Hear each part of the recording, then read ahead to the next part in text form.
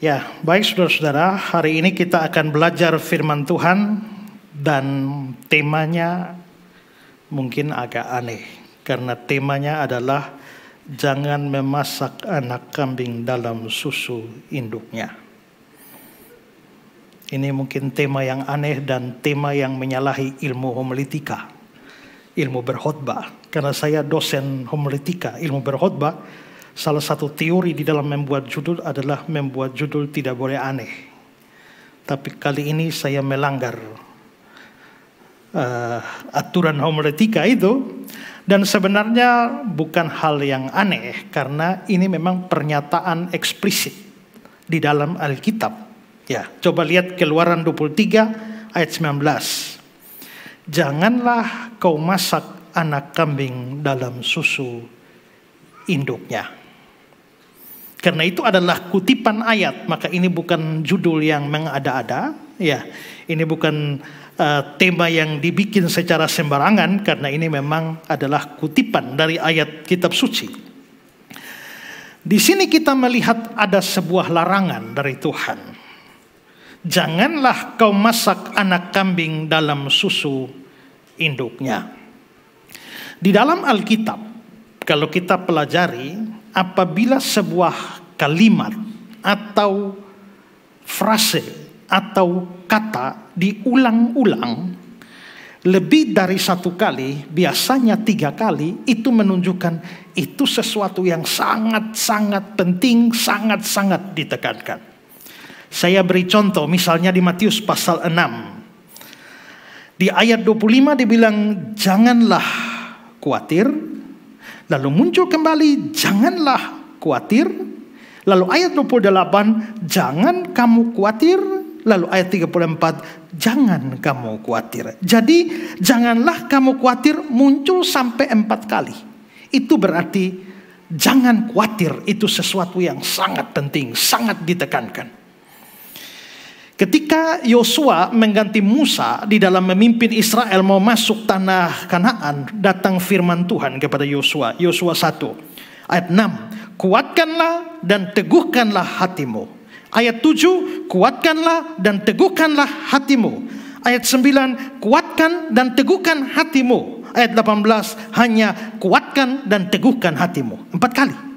Ini berarti penting sekali. Menguatkan hati, meneguhkan hati. Pada waktu Nabi Hagai berfirman, menyatakan firman Tuhan kepada Israel supaya mereka harus membangun rumah Tuhan, karena rumah Tuhan pada waktu itu setelah pulang dari pembuangan terbengkalai, lalu firman itu datang, ayat 5 dari Hagai 2. Tetapi sekarang kuatkanlah hatimu, hai Serubabel. Demikian firman Tuhan, kuatkan hatimu, hai Yosua bin Sadak imam besar. Kuatkan hatimu, hai segala rakyat negeri. Kuatkan hatimu, kuatkan hatimu, kuatkan hatimu. 3 kali. Itu berarti bagian itu sangat-sangat penting, harus diberi perhatian khusus.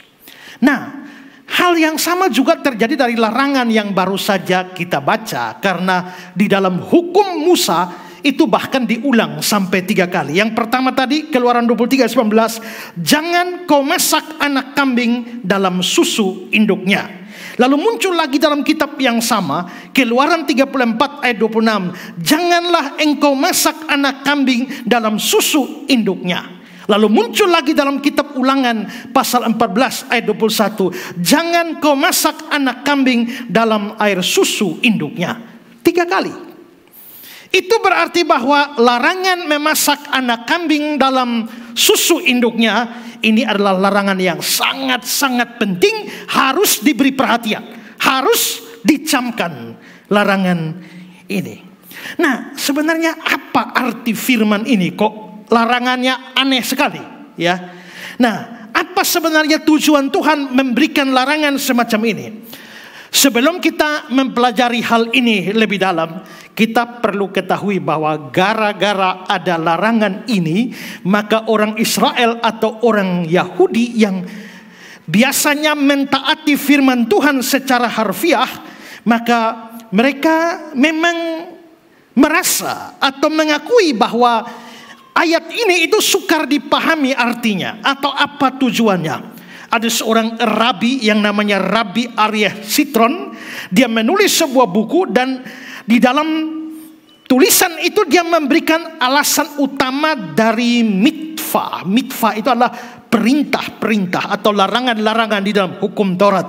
Dia bilang alasan utama ini di luar pemahaman kita. Maksudnya kita tidak mengerti apa maksud Tuhan dengan melarang itu. Oleh karena itu ini disebut sebagai peraturan yang kita laksanakan hanya karena itu kehendak Tuhan, meskipun kita tidak paham. Kita tidak paham, tapi karena Tuhan larang ya sudah kita lakukan atau kita tidak lakukan. Nah, karena itu mereka taat. Mereka taat walaupun tidak mengerti apa tujuan sebenarnya. Nah, umumnya orang Yahudi itu mengerti bahwa ini adalah larangan memasak atau merebus daging dari makhluk apapun, bukan hanya kambing. Apapun bersama dengan susu. Karena itulah di dalam Targum. Targum itu sebenarnya adalah terjemahan frase per frase ke bahasa Aram dari teks Ibrani Masoret. Bahasa Ibrani ke bahasa Aram. Ada dua macam Targum. Yang pertama namanya Targum Onkelos dan yang kedua namanya Targum Yonatan. Nah, di dalam Targum Onkelos bagian ini diterjemahkan begini. Kamu tidak boleh memakan daging bersama dengan susu. Tadi kan dibilang jangan masak. Tapi di sini saya bilang jangan makan daging bersama dengan susu. Dalam Targum Yonatan, kamu tidak boleh merebus atau memakan daging dan susu yang dicampur bersama. Tidak boleh. Nah, akibat dari pemahaman semacam ini maka muncullah berbagai macam peraturan soal makan daging dan susu atau juga keju, karena keju dibuat dari susu. Rabi Aryeh Sitron itu memberikan beberapa contoh bahwa biarpun hukum Taurat hanya melarang untuk memasak daging dengan susu, tapi para rabi Yahudi itu menambahkan bahwa seseorang tidak boleh makan daging dan susu secara bersama-sama. Bukan hanya soal dimasak. Masaknya tidak boleh sama, tapi pokoknya tidak boleh makan daging dan susu. Jadi makan daging lalu minum susu, itu tidak boleh. Ya. Selain itu para rabi menyatakan bahwa seseorang harus menunggu waktu tertentu antara makan daging dan susu. Jadi kalau sudah makan daging, jangan langsung susu. Harus ada jeda. Makan daging dulu, sekian waktu baru makan susu. Mereka para rabi bahkan membuat peraturan bahwa dua orang yang satu makan daging dan yang satu makan susu atau minum susu tidak boleh duduk semeja. Jadi kalau ya Pak Lomi makan daging, Pak Mole minum susu, dua orang ini tidak boleh duduk sama-sama. Harus dipisahkan. Itu aturannya. Nah, tentang instruksi menunggu waktu tertentu di dalam mengkonsumsi daging dan susu, ada rabi yang memberikan tenggang waktu 1 jam. Jadi makan daging 1 jam kemudian baru boleh susu. Ada yang memberikan tenggang waktu 3 jam. Daging 3 jam kemudian baru susu. Dan banyak yang memberikan tenggang waktu 6 jam. Habis makan daging 6 jam kemudian baru minum susu atau makan produk yang mengandung susu. Mengapa 6 jam? Rabi yang sama, Rabi Sitron, dia mengatakan ada 2 alasan mengapa 6 jam. Pertama, karena daging itu berlemak dan rasa daging yang berlemak itu masih bertahan cukup lama di dalam mulut. Jadi kalau kamu makan daging, rasanya tuh masih bertahan sampai sekian jam. Waktu kamu minum susu pada jam kedua, jam ketiga, rasa dagingnya tuh masih ada. Saya ini hobi makan daun pepaya, sayur pepaya, dan juga kadang-kadang daun pepaya mentah tanpa dimasak. Dan saya memakannya kira-kira beberapa jam kemudian rasa pahit di sini masih tinggal. Lalu memang biak. dan menikmati rasa pahit itu berjam-jam. Nah, daging begitu. Karena itu masih ada rasa daging, perlu 6 jam supaya rasa dagingnya hilang, baru produk susu masuk. Itu alasan pertama. Alasan yang kedua adalah, kalau orang makan daging, jangan-jangan ada sisa daging tersangkut di gigi.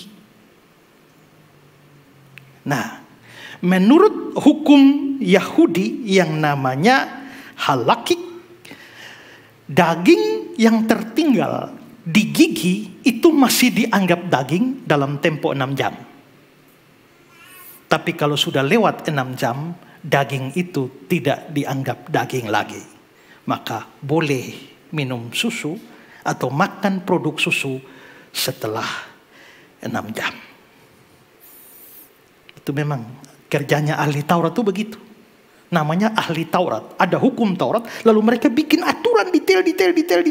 Itu sama seperti aturan Sabat. Dilarang, firman Tuhan hanya bilang dilarang bekerja pada hari Sabat. Lalu mereka mulai mendefinisikannya. Apa itu kerja? Kerja adalah membawa beban. Lalu mereka mulai bertanya, apa itu beban? Cukup banyak referensi tentang hukum ini. Mungkin ada 20 buku saya baca terkait dengan ini. Dan walaupun ada banyak pandangan yang rasanya aneh, ya, tetapi saya mau memilih 2 tafsiran atau 2 pandangan yang menurut saya itu dapat diterapkan atau bisa dipahami sebagai tujuan dari larangan atau hukum ini diberikan. Nah, saya mau jelaskan 2 pemahaman ini. Yang pertama adalah larangan ini berkaitan dengan hewan atau binatang. Ya, jangan kau masak anak kambing dalam susu induknya. Sekarang saudara pikirkan ya, kalau anak kambing dimasak dalam susu induknya, anak kambing yang dimasak pasti dibunuh atau dipotong. Induknya dipotong atau tidak? Induknya disembelih atau tidak? Ya, jangan kau masak kambing dalam air susu induknya. Anak kambing dipotong, induknya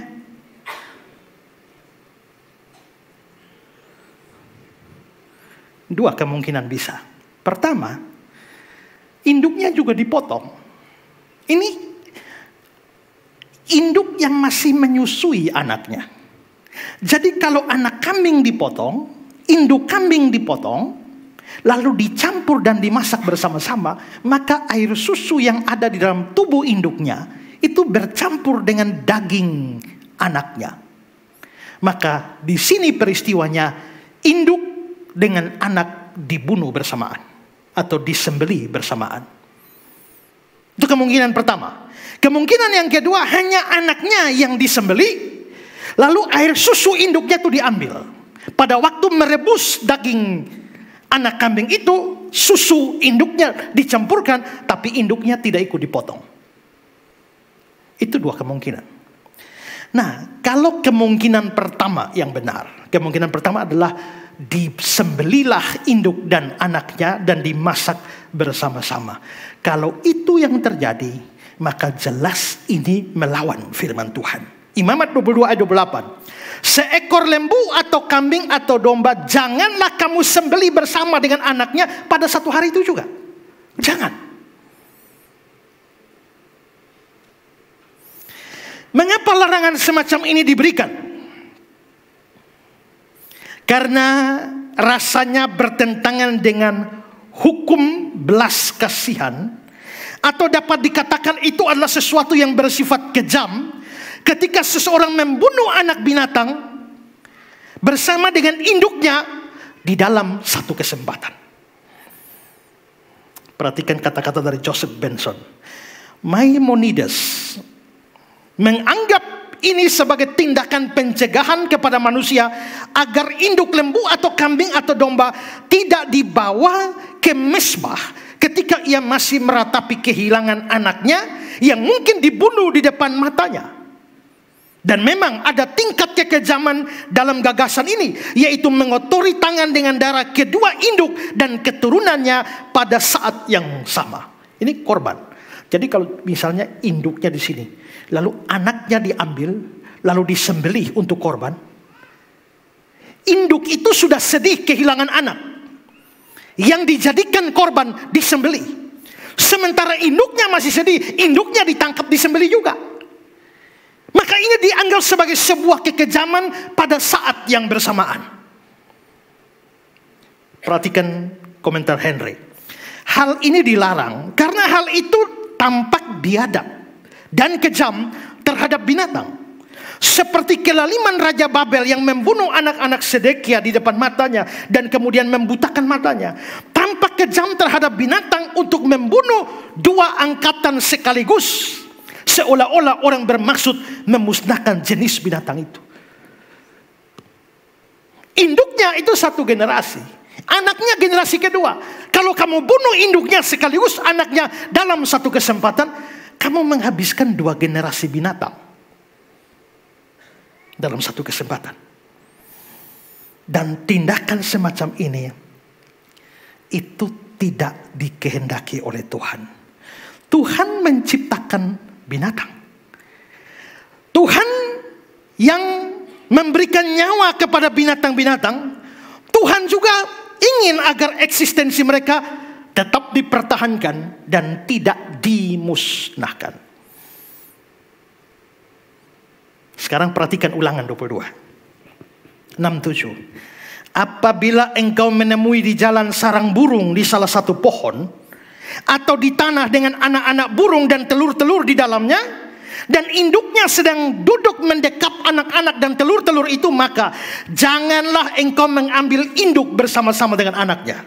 Setidak-tidaknya induk itu harus kau lepas, tapi anak-anaknya boleh kau ambil. Jangan ambil anak sekaligus induk tuh. Di sini kelihatannya Tuhan menghargai hubungan antara ibu dan anak dari binatang. Apalagi ibu dan anak dari manusia. Ya. Nah, apa sih sebenarnya yang dikehendaki oleh Tuhan dengan seluruh hukum yang berkaitan dengan binatang ini?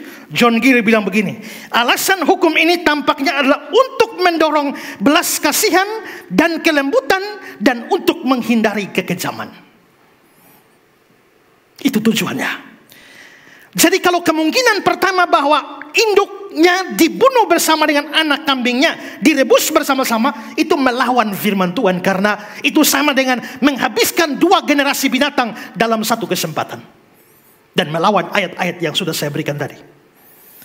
Tapi kemungkinan kedua, induknya tidak dibunuh, hanya diambil susunya, anaknya yang dibunuh, direbus pakai susu induknya. Ya. Kalau ini bagaimana? Ini pun dianggap sebagai sebuah kekejaman. Mengapa? Karena susu induk kambing itu untuk memberikan kehidupan kepada anak kambing. Sehingga rasanya tidak bermoral apabila apa yang seharusnya mendatangkan kehidupan bagi si anak kambing justru mendatangkan kehancuran bagi dia ketika dia dimasak di dalam susu induknya. Dengan demikian, praktek memasak anak kambing dalam susu induknya itu sama dengan menghina hubungan yang telah Tuhan ciptakan dan sucikan di antara induk dan anak. John Ellicott bilang begini, adalah semacam kekejaman memasak anak kambing dalam susu induknya, di mana apa yang seharusnya menjadi rezeki dari anak kambing itu malah menjadi sarana kehancurannya. Ger de Koning, susu digunakan untuk memberi makan dan menjaga anak kambing agar tetap hidup, bukan untuk menghubungkannya dengan kematian. Benar-benar tidak alami menggunakan susu dalam hubungannya dengan kematian anak kambing. Mereka yang melakukan sesuatu seperti itu menunjukkan kurangnya perasaan alami. Manapun yang benar dari dua kemungkinan ini, dua tindakan itu tetap dianggap sama-sama adalah kekejaman terhadap binatang dan berlawanan dengan rasa belas kasihan terhadap semua makhluk yang diciptakan oleh Tuhan. Ingatlah sekali lagi, Tuhan yang cipta binatang, Tuhan jugalah yang memberikan nyawa kepada mereka, Tuhan jugalah yang memelihara mereka, kelangsungan hidup mereka. Karena itu Tuhan juga mau agar sebagaimana Dia memelihara binatang, manusia sebagai ciptaan yang termulia, sebagai ciptaan yang tertinggi, tidak bertindak semena-mena terhadap ciptaan yang lain, termasuk di dalamnya adalah binatang. Selain ayat-ayat yang sudah saya tunjukkan tadi, sekarang kita lihat beberapa ayat lagi. Mazmur 36 ayat 7. Keadilanmu adalah seperti gunung-gunung Allah, hukummu bagaikan samudra raya yang hebat. Manusia dan hewan Kau selamatkan ya Tuhan. Manusia dan hewan Kau selamatkan. Berarti Tuhan juga menyelamatkan hewan. Tentu saja bukan keselamatan rohani dari dosa, karena hewan tidak ada urusan dengan dosa. Ya. Tapi maksudnya Kau selamatkan ini adalah Tuhan memberi hidup atau menjaga hidup hewan-hewan. Mazmur 147 ayat 9. Dia yang memberi makan kepada hewan, kepada anak-anak burung gagak yang memanggil-manggil. Dia memberi makan kepada hewan-hewan. Ulangan 25 ayat 4. Jangan engkau memberangus mulut lembu yang sedang mengirik. Matius 6 ayat 26.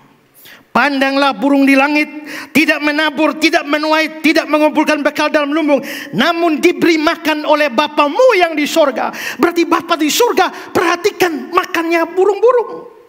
Betapa Tuhan sangat memperhatikan binatang-binatang yang Dia ciptakan. Karena itu wajar kalau Tuhan tidak mau manusia bertindak kejam atau bertindak sewenang-wenang dengan penuh kekejaman terhadap binatang yang Dia ciptakan. Sebaliknya, seperti Tuhan penuh belas kasihan kepada binatang-binatang ciptaannya, demikian juga seharusnya manusia. Karena itu, terkait dengan larangan jangan kau makan anak kambing, kau masak anak kambing dalam susu induknya, itu ada tujuan. Apa tujuannya? Benson Commentary. Tujuan utama dari larangan ini adalah seperti banyak hukum Tuhan lainnya, yakni untuk mencegah kekejaman terhadap makhluk dan untuk menanamkan watak yang lemah lembut terhadap mereka. Ini tidak berarti kita tidak boleh atau kita salah kalau membunuh hewan. Karena kalau salah maka kita tidak ada RW, tidak ada CI babi, tidak ada daging ayam, dan lain sebagainya. Saya bukan orang yang pro vegetarian dan anti terhadap daging, ya. Tapi ini dimaksudkan membunuh binatang itu juga karena Tuhan mengizinkan orang makan daging, pasti ada binatang yang harus disembelih. Toh di dalam hukum Taurat korban binatang berarti binatang juga disembelih.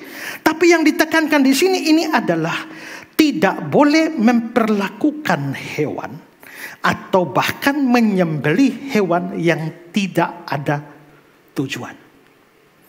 Di sini kita lihat Tuhan itu dalam hukumnya bukan hanya mengatur kita dengan Tuhan, tidak hanya mengatur kita dengan sesama, tidak hanya mengatur kita dengan alam semesta ini, tapi bahkan Tuhan mengatur hubungan kita dengan binatang.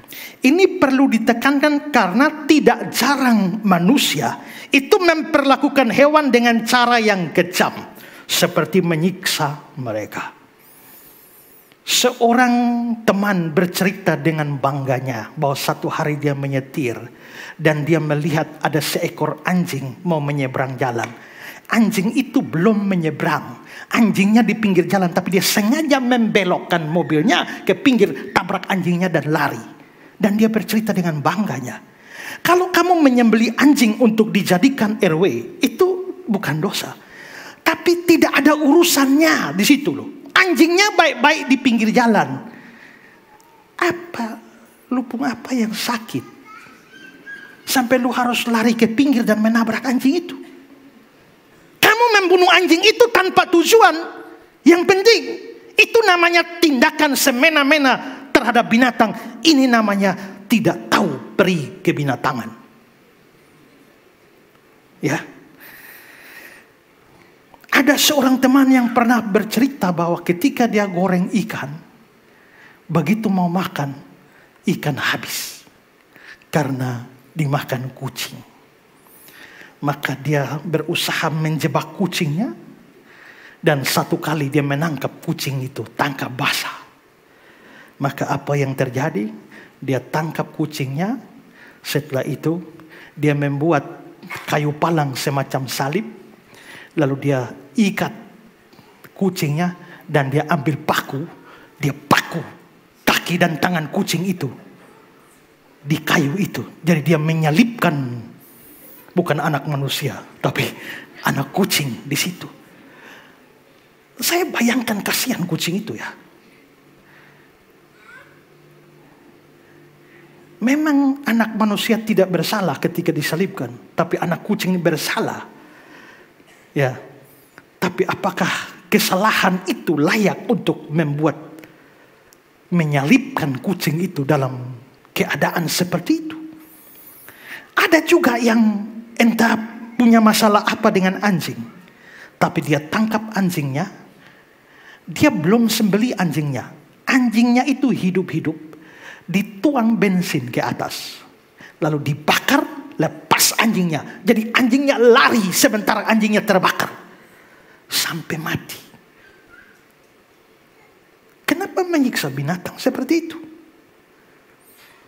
Ada juga kekejaman yang lain. Mereka menangkap kambing. Orang biasanya horok kambing dulu, potong kambing dulu baru kuliti. Ini kambingnya masih hidup, langsung dikuliti. Bayangkan betapa menyakitkannya dan sadisnya tindakan seperti itu pada binatang.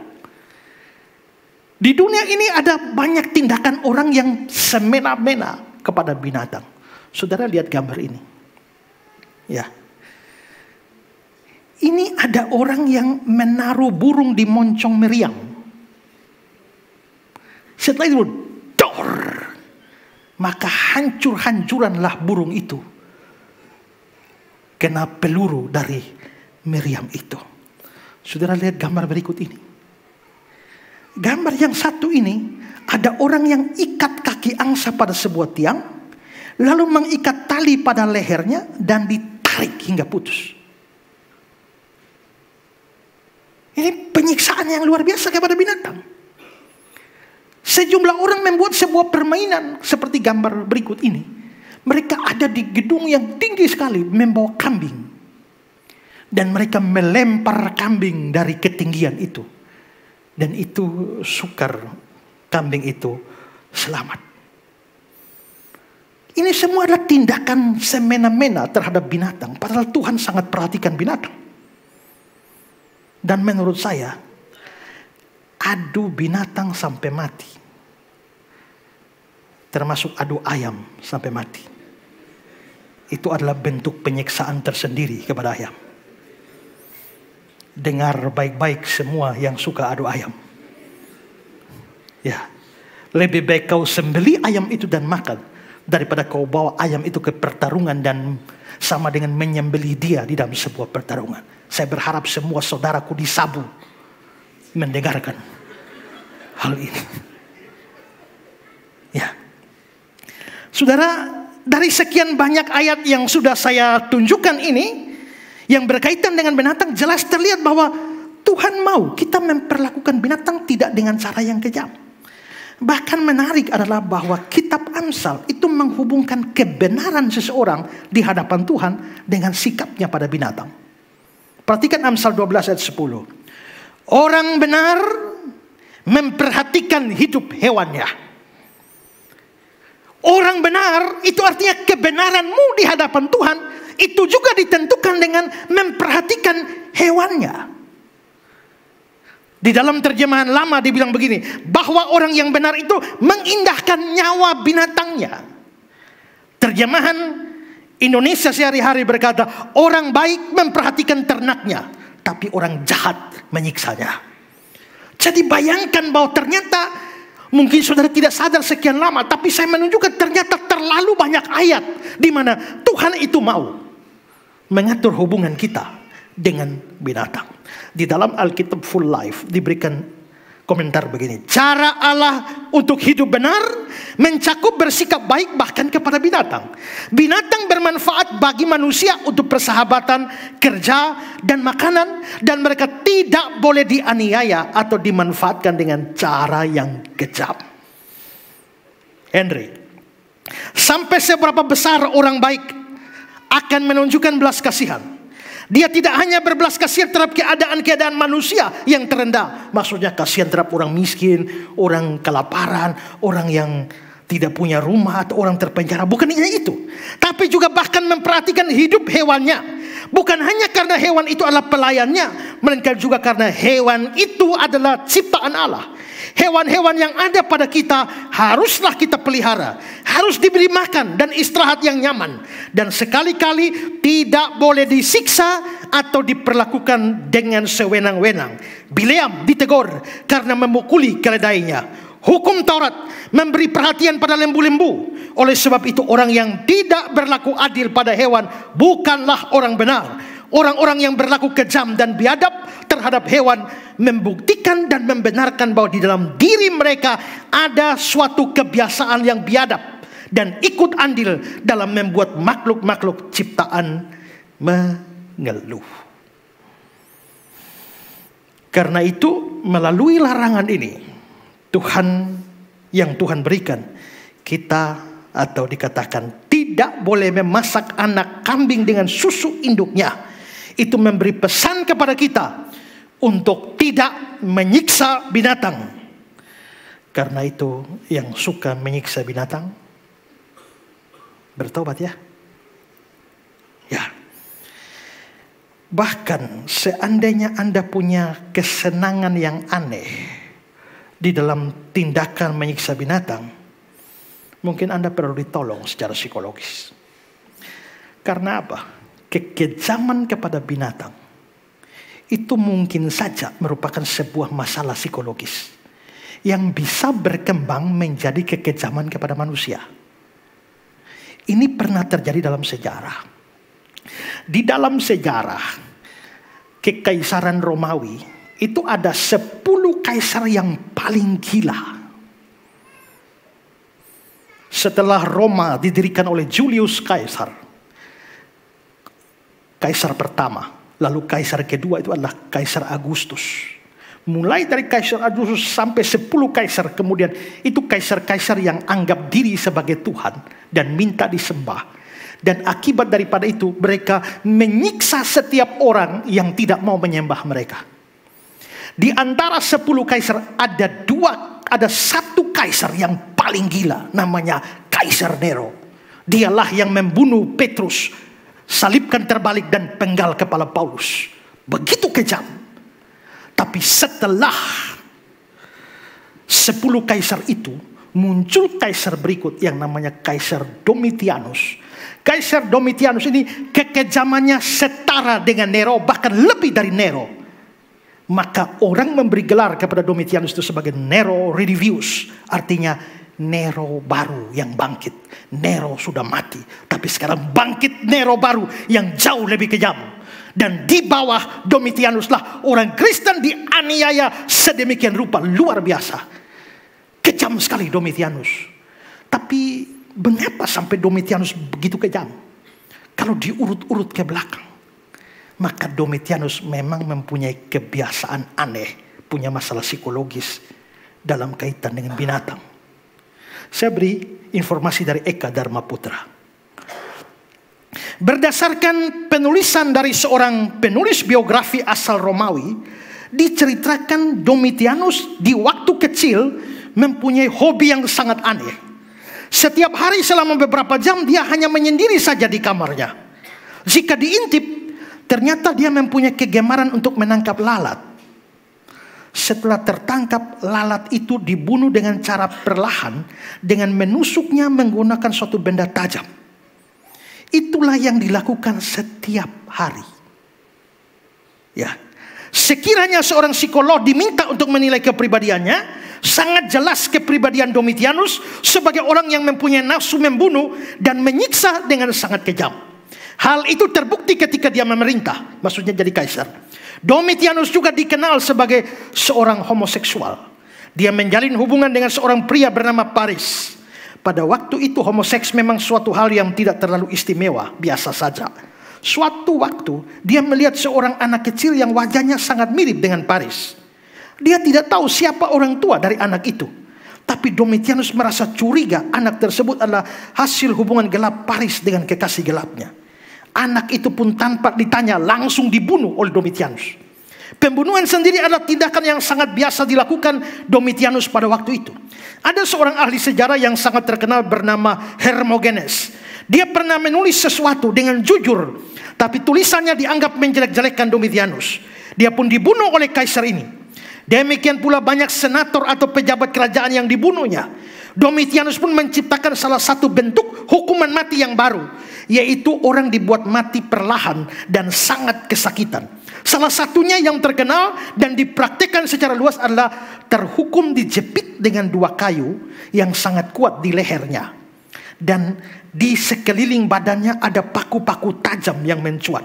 Lalu orang itu dicambuk. Ketika ia menggeliat kesakitan, dia akan tertusuk paku kemanapun dia menggerakkan badannya. Begitulah kekejaman Domitianus. Domitianus pula yang pertama kali mewajibkan pemujaan kaisar atau kultus pemujaan kaisar, dan di seluruh kerajaan didirikan kuil-kuil pemujaan kaisar. Dia mengharuskan seluruh warga Roma menyembah patungnya. Jika tidak, mereka akan mengalami penganiayaan. Karena itulah untuk pertama kalinya orang Kristen mengalami pengejaran dan penganiayaan yang luar biasa, jauh lebih hebat ketika zaman Nero. Dari tusuk lalat sampai tusuk orang. Maka orang tua perlu perhatikan perilaku anak-anak terhadap binatang. Kalau ada tingkat kekejaman tertentu, mungkin perlu segera ke psikolog mengatasinya. Ya, lebih daripada itu, lebih daripada sekedar tidak boleh kejam terhadap binatang. Tapi apabila binatang-binatang tertentu bermanfaat bagi hidup kita atau mendukung kehidupan kita dalam pekerjaan kita, ya, misalnya sapi, kuda, atau binatang lain yang bermanfaat atau yang kita pelihara, maka kita wajib memperlakukannya dengan baik. Perhatikan Ulangan 25 ayat 4. Janganlah engkau memberangus mulut lembu yang sedang mengirik. Memberangus itu adalah menutup moncong atau mulut. Ya, mengirik itu istilah pertanian untuk menginjak padi.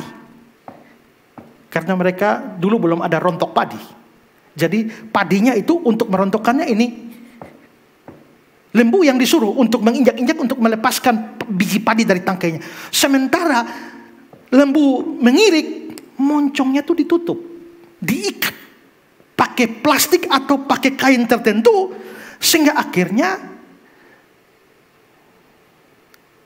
keledai itu atau lembu itu tidak diberi makan yang cukup. Dengan kata lain, mau menggunakan tenaga lembu tapi tidak memberi makan lembu. Full Life bilang begini, perintah ini menentukan agar hewan yang sedang bekerja menerima makanan yang cukup untuk memelihara kekuatan dan kesehatan hewan, harus diperlakukan dengan baik serta diberi ganjaran untuk pekerjaannya. Karena itu yang di rumah mempunyai anjing, kucing, ayam, burung, babi, monyet, sapi, kuda, keledai, perlakukanlah dengan baik. Karena apa? Itu bagian dari iman. Amsal 12 ayat 10 sekali lagi. Orang benar memperhatikan hidup hewannya. Sayang binatang itu perlu. Asal jangan berlebih-lebihan juga. Karena ada orang yang undang pendeta untuk acara pemakaman anjing. Ya. Ada yang undang ketika anjingnya itu bikin ibadah penghiburan. Oke, tidak apa-apa. Karena memang lagi sedih kan. Ya, bikin ibadah penghiburan juga tidak apa-apa. Tapi bahkan sampai pemakaman dan berharap kasih doa syafaat, Tolong berdoa untuk Dogi supaya selamat sampai surga. Semoga amal ibadahnya diterima di sisi Allah. Nah, itu sudah kebablasan. Ya, binatang tidak masuk surga atau tidak masuk neraka karena bukan makhluk yang kekal. Binatang mati, selesai, habis. Ya, tapi bagaimanapun selama mereka hidup harus diperlakukan dengan baik, kecuali dia mengancam hidup kita. Misalnya ketemu serigala di hutan kah atau harimau kah, ya usahakan menghindar. Tapi kalau diperhadapkan harus saling membunuh, ya sudah, apa boleh buat. Pertahankanlah nyawa saudara kalau bisa membunuh binatang itu. Tapi kalau tidak ada kepentingan, tidak ada keperluan, tidak mengancam, hanya lihat di pinggir jalan belok mobil sengaja tabrak, itu namanya biadab. Tidak tahu peri kebinatangan. Ya. Pulang ini tolong semua perhatikan kucing-kucingnya, anjing-anjingnya, beri makan dengan baik. Kalau tidak, jangan pelihara. Serahkan kepada orang lain yang mencintainya. Oke, itu urusan binatang. Jadi saya waktu meneliti ini, saya sebenarnya ingin membuat sebuah tulisan teologi binatang. Nah itu artinya sorotan teologi terhadap binatang itu bagaimana. Pertama, Tuhan cipta binatang. Kedua, Tuhan pelihara binatang. Ketiga, ya, Tuhan mengatur relasi manusia dengan binatang. Ya, itu bisa menjadi suatu tulisan yang bagus. Oke, sekarang yang kedua. Kalau pertama tadi hukum, jangan kau masak anak kambing dalam susu induknya, itu berkaitan dengan binatang. Sekarang yang kedua, ini berkaitan dengan praktek kekafiran. Seperti saya bilang tadi bahwa hukum ini atau larangan ini itu membingungkan para penafsir dan komentator sepanjang berabad-abad. Bahkan di kalangan orang Yahudi pun mereka memilih taat saja biarpun tidak mengerti. Tapi saudara, belakangan ada sumbangsih yang cukup besar dari dunia arkeologi. Arkeologi itu ilmu kepurbakalaan. Ya, mencoba menggali-gali peninggalan-peninggalan masa lalu, itu namanya arkeologi. Nah, sumbangsi dari ilmu arkeologi, ada sebuah penggalian arkeologi di Akropolis Ras Sambra di Ugarit. Kalau saudara lihat gambar ini adalah penggalian arkeologi di wilayah Ugarit. Itu dilakukan oleh seorang yang bernama Claude Schaffer. Dalam penggalian di Ugarit ini, dia menemukan sebuah prasasti yang ditulis dalam bentuk cuneiform. Cuneiform itu adalah tulisan-tulisan yang bersifat yang kuno, yang bersifat simbol-simbol, ya. Dan cuneiform itu sekarang dikenal sebagai KTU 123. Coba saudara lihat ini lempengan KTU 123. Ini ditemukan di Ugarit.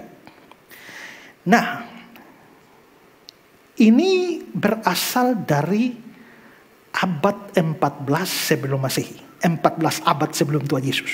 Ini lempengan ini. Dan kalau 14 abad sebelum Tuhan Yesus, maka ini setara dengan zaman Musa. Ya, karena Musa itu kira-kira hidup 1500 sebelum Masehi. Maka ini setara dengan kitab Keluaran. Ini setara dengan hukum di dalam kitab Keluaran, jangan kau masak kambing dalam susu induknya. Nah, di dalam prasasti ini ada, saudara lihat ada tulisan-tulisan itu. Ya, itu namanya tulisan cuneiform. Ada 76 baris semuanya. Dan semua 76 baris itu sedang berbicara tentang ritual kesuburan. Bagaimana membuat tanah subur. Ya. Dan bagian tengah yang saudara lihat agak lubang, itu artinya sudah hancur. Sehingga tulisannya itu sedikit terputus. Maka salah satu tulisan bagian tengah itu bunyinya begini: masak anak kambing dalam susu sebuah, tidak terbaca lagi, dalam keju. Muncul begitu. Nah, ini dari abad 14. Dan ini adalah catatan orang kafir. Masak anak kambing dalam susu. Setelah itu tidak jelas. Tapi seluruh 76 baris ini bicara tentang ritual kesuburan. Maka masak anak kambing dalam susu itu memang adalah salah satu ritual kesuburan dari orang-orang kafir pada zaman itu. Seperti apa ritualnya dan untuk apa? Saya berikan beberapa komentar. Adam Clark. Pasal ini telah sangat membingungkan para komentator.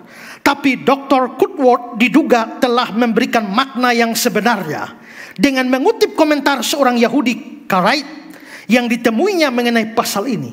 Pada zaman kuno, orang-orang kafir melakukan kebiasaan memasak anak kambing dalam susu induknya setelah mereka mengumpulkan buah hasil panen mereka.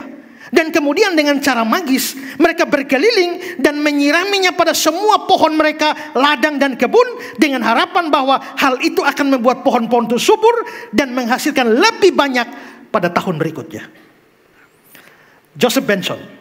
Pada beberapa praktek tahyul yang digunakan para penyembah berhala pada saat itu, yang tampaknya ketika mereka mengumpulkan semua buah hasil bumi, mereka juga memasak anak kambing dalam air susu induknya dan menyirami pepohonan, ladang, taman dengan kaldunya secara ajaib agar lebih berbuah di tahun berikutnya.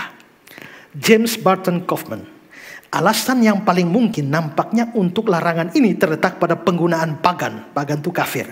Anak kambing yang direbus dalam susu ibunya sebagai formula magis untuk meningkatkan kesuburan tanah. Susu yang direbus ini disiramkan pada tanaman.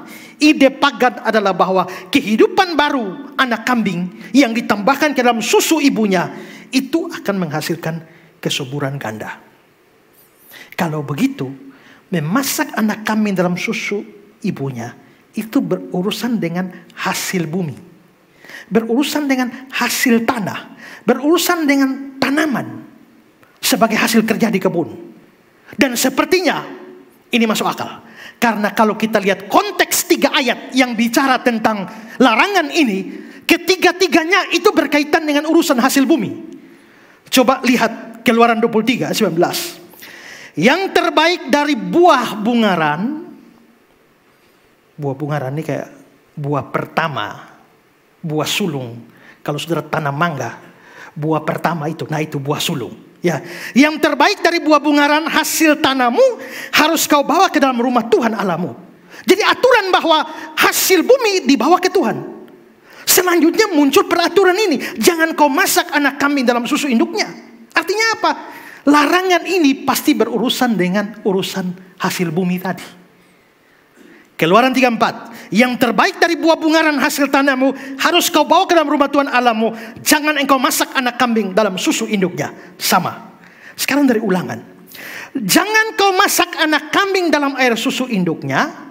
Haruslah engkau benar-benar mempersembahkan 1/10 dari seluruh hasil benih yang tumbuh di ladangmu tahun demi tahun. Berarti hukum atau larangan ini itu berhubungan dengan pertanian. Hasil bumi. Kalau begitu, benarlah penemuan arkeologi itu. Bahwa memang untuk mendapatkan hasil bumi yang lebih bagus, orang-orang kafir membuat ritual magis dengan memasak anak kambing dalam susu induknya, lalu siram-siram di pohon.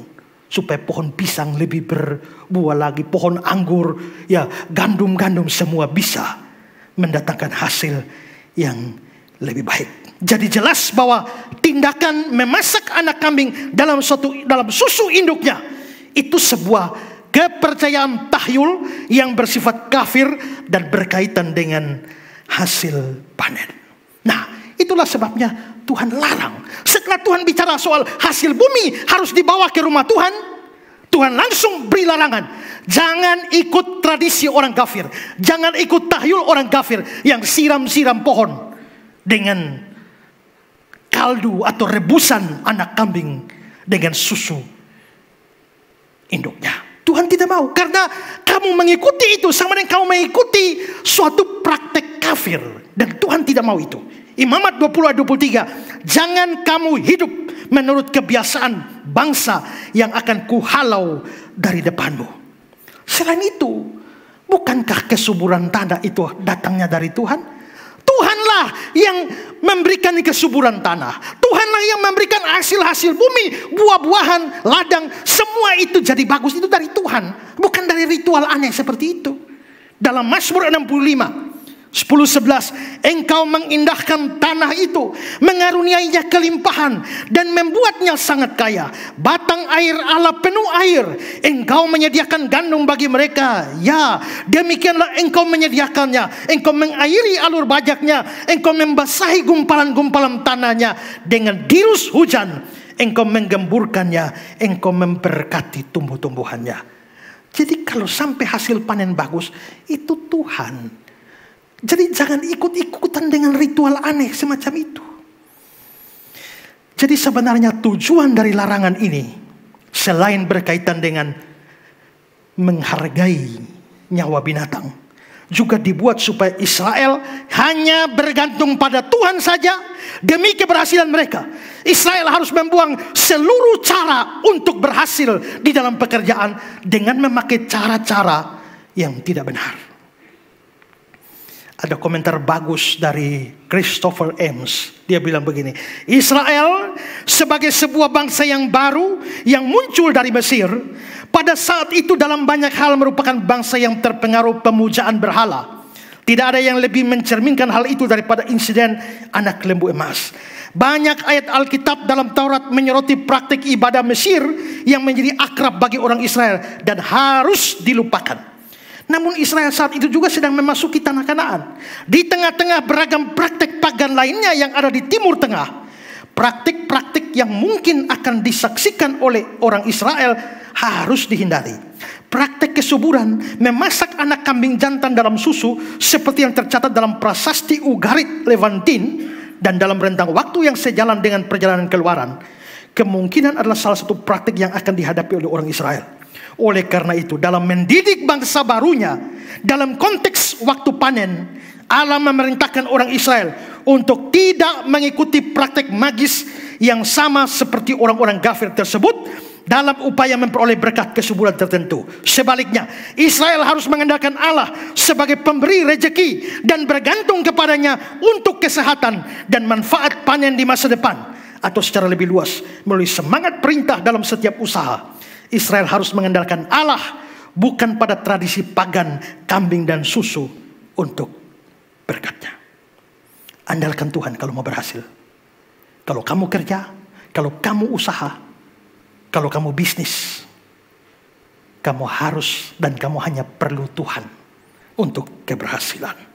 Henry, pada hari raya pengumpulan hasil, sebagaimana perayaan itu disebut, mereka harus mengucap syukur kepada Allah atas rahmat-rahmat panen yang telah mereka terima. Harus bergantung padanya untuk panen berikutnya.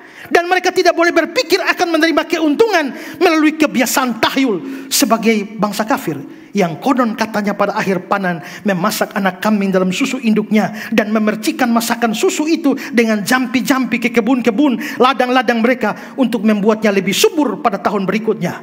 Tetapi Israel harus merasa jijik terhadap kebiasaan-kebiasaan yang bodoh itu.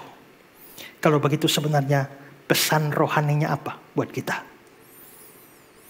Kalau mau berhasil dalam kerja, dalam hidup, dalam bisnis atau apapun yang saudara kerjakan, pertama, jangan pakai cara-cara yang tidak memuliakan Tuhan. Dan kedua, andalkan Tuhan untuk berhasil. Kita semua punya pekerjaan. Masing-masing tekuni kerja cari nafkah, jualan ini, jualan itu, atau kerja di toko, di kantor, atau bisnis apa saja. Dan banyak orang berusaha mendatangkan keuntungan bagi dirinya dengan cara-cara yang tidak memuliakan Tuhan.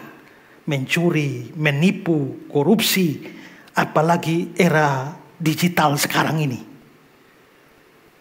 Ya, kalau kita lihat di TikTok mulai tengah malam, ada perempuan-perempuan tertentu yang pakai pakaian tidak beres, lalu live.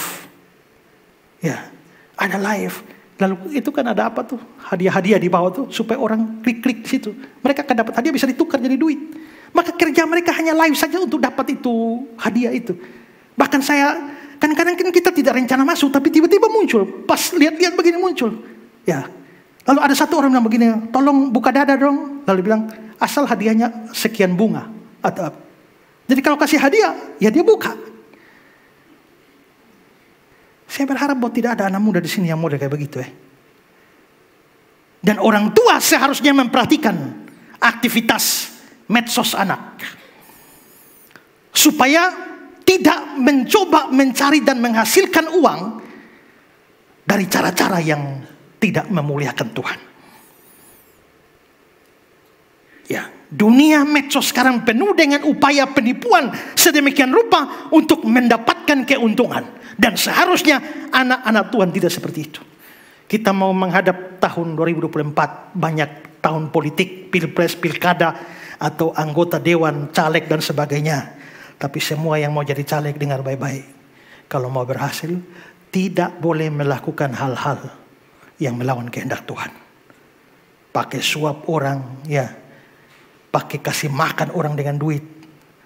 Orang hanya serangan fajar, dia serangan fajar, serangan malam, serangan pagi, siang, sore, serangan terus. Ya, atau dengan cara menghancurkan reputasi orang lain. Politik identitas dan macam-macam hal yang lain yang merugikan banyak orang hanya supaya naik. Itu namanya menggunakan cara yang tidak memuliakan Tuhan demi keberhasilan. Dan dari hukum ini atau larangan ini, Tuhan tidak menyetujui cara seperti itu.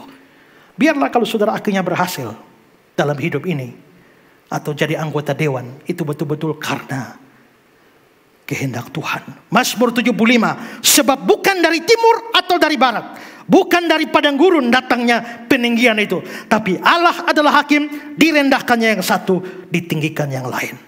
Rick Warren mengatakan, kesuksesan yang sejati adalah ketika kita mengandalkan Tuhan dalam segala hal, mempercayai rencananya, dan melangkah dalam iman.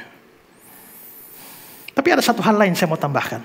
Karena siram pohon dengan anak kambing yang dimasak dalam susu induknya, itu praktek tahyul. Maka bagian ini juga mempunyai pesan bahwa orang Kristen harus membebaskan diri dari praktek dan pikiran tahyul.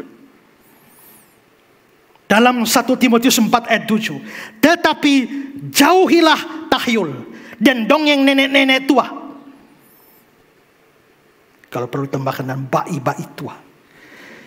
Kolose 2 ayat 8. Jangan ada yang menawan kamu dengan filsafat yang kosong, yang palsu, menurut ajaran turun-temurun dan roh-roh dunia yang tidak menurut Kristus. Dan ada banyak tahyul di sekitar hidup kita, dan banyak orang Kristen pun tanpa sadar itu mempercayai hal-hal itu. Misalnya ada tahyul kalau mau turun hujan kasih mandi kucing. Itu dalam beberapa kebudayaan mereka kasih mandi kucing dengan kepercayaan bahwa dengan memandikan kucing hujan akan turun. Mau foto jangan foto 3 orang. Nanti satu mati duluan. Memang mau foto atau tidak foto salah satu harus mati duluan. Ya kan? Kecuali 3-3 mati bersama, ya toh. Lagi satu mobil tabrakan mati semua. Ya. Tapi bukankah saya beberapa kali mau foto 3 orang, jangan 3 orang. Tanpa sadar itu sebenarnya adalah kepercayaan tahyul. Untuk melindungi rumah dari kuasa setan siram garam. Saya coba pikir, lu kira setan takut garam? Tidak. Jangan duduk di depan pintu, nanti sukar jodoh. Itu tahyul. Kalau cewek menyapu, harus bersih. Kalau tidak bersih, nanti dapat suami berewokan. Ya, berewokan kan belum tentu tidak ganteng, ya kan? Kalau pacaran, jangan kasih kado parfum. Nanti cepat putus. Itu tahyul. Angkat angka 13, angka sial. Ini umum. Maka hotel tidak ada kamar 13. Saudara lihat angka-angka di lift itu, tidak ada 13. Bahkan ada orang yang rasa takut berlebihan pada angka 13. Itu namanya triskaidekofobia. Jadi ada orang fobia angka 13. Bayangkan. Ya. Mendengar suara burung gagak di malam hari, itu tanda ada orang dekat yang sakit keras. Tabrak kucing, itu bahaya besar. Supaya terhindar dari bahaya, segera turun dan bungkus kucingnya dengan baju sendiri. Itu ada. Bahkan dalam kepercayaan kita di timur sini. Ya. Dan terlalu percaya pada horoskop, nasibnya ditentukan oleh ramalan-ramalan bintang. Taurus, Gemini, Scorpio, dan sebagainya. Berhati-hatilah minggu ini, sepertinya ada yang tusuk kamu dari belakang. Ekonomi biasa-biasa saja. Asmara, cinta kandas di rerumputan. Lalu mulai terpengaruh semua. Itu semua tahyul. Saya berpikir dan membaca beberapa tentang tahyul ini. Tahyul itu bisa jadi pertama-tama tidak dimaksudkan untuk menjadi sebuah kepercayaan tahyul. Misalnya seperti tadi bahwa kalau cewek bersihkan rumah tidak bersih, nanti dapat suami berewokan. Sebenarnya tujuannya supaya kamu bersihkan rumah dengan baik. Itu saja. Tapi kalau suruh bersihkan rumah dengan baik, dia tidak lakukan. Ditambah sebuah konsekuensi, nanti dapat suami berewokan. Supaya membuat perintah itu dilakukan. Disuruh kasih mandi kucing, tidak mau. Kasih mandi kucing supaya hujan turun. Maka ditambah-tambah semacam itu, lalu akhirnya terus dari generasi ke generasi, lalu akhirnya menjadi tahyul tertentu. Tapi itu pun bisa berkaitan dengan kuasa demonis. Kalau ada anak bayi nangis, bagaimana cara menghentikan dia nangis tidak berhenti-berhenti? Kasih nama dia di nama opa oma yang dulu tuh. Lalu orang bilang, percaya Sony percaya. Ma itu terjadi. Memang terjadi, tapi terjadi itu belum tentu benar. Sesuai firman Tuhan. Kenapa? Karena kau tahu siapa yang bikin anak itu nangis? Setan. Setan bikin anak itu menangis. Setelah itu setan mengutus tetangga. Lalu tetangga itu datang bilang begini, kalau begini biasa kasih nama opa oma. Maka saudara terpengaruh, gantilah itu anak. Namanya bagus-bagus. Ya. Lalu akhirnya ganti dengan nama opa-opa tempo dulu, oma-oma tempo dulu. Begitu kasih ganti nama, setan berhenti ganggu anak itu. Dan anak itu berhenti menangis. Nah itu toh. Betul toh. Percaya Sony percaya, itu terjadi. Setan ganggu rumah saudara. Setelah itu datang bisik taruh garam. Begitu taruh garam, setan diam. Tidak ganggu lagi. Maka muncullah sebuah kepercayaan. Kalau mau aman, pakai garam. Maka terbentuklah sebuah pola yang akhirnya turun-temurun. Dan orang Kristen banyak yang percaya berlindung di bawah kalimat, lu mau percaya kau Sony percaya mah. Itu terjadi. Orang Kristen harusnya tidak percaya tahyul-tahyul semacam itu. Dalam God Question dibilang begini, tahyul didasarkan pada iman yang bebal terhadap objek yang memiliki kekuatan gaib. Kata lain untuk tahyul adalah penyembahan berhala. Alkitab menyatakan tidak ada sesuatu apapun yang terjadi secara kebetulan. Karena tidak ada hal yang terjadi di luar kendali Allah yang berdaulat. Allah sendiri yang menyebabkan atau mengizinkan segala sesuatu terjadi sesuai dengan rencana ilahinya. Kalau begitu, orang Kristen harus membebaskan diri dari pemikiran-pemikiran dan praktek-praktek tahyul yang hidup di sekitar kita. Jangan memasak anak kambing dengan susu induknya. Tuhan memberkati kita. Amin. Mari kita berdoa. Tuhan, terima kasih untuk pelajaran firman hari ini. Dari satu hukum atau larangan Tuhan yang aneh rasanya, Tapi kami menjadi mengerti Tuhan mau kami pun bersikap baik dan tidak sewenang-wenang, tidak bertindak kejam terhadap binatang yang adalah ciptaan Tuhan juga.